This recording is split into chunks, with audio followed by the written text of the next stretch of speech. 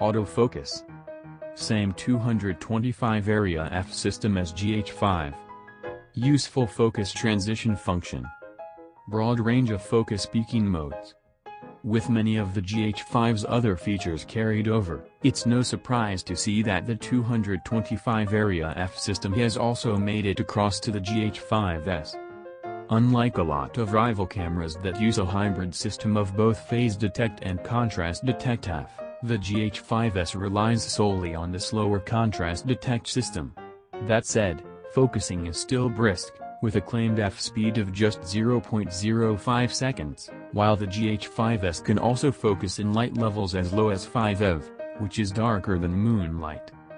As well as multi-AF, there's also a custom multi-mode, which enables you to freely select the AF area group, or zone AF, in which the focus area group size and position can be customized. For video, the GH5S sports what Panasonic calls a focus transition mode, again, something that first appeared on the GH5. This enables you to define up to 3 focus steps before you begin recording, then switch between them as you shoot.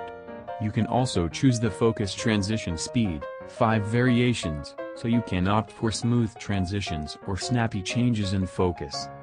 If you're focusing manually, something we'd expect to see users doing a lot with the Lumix GH5S, then there are a few focus peaking options available to you.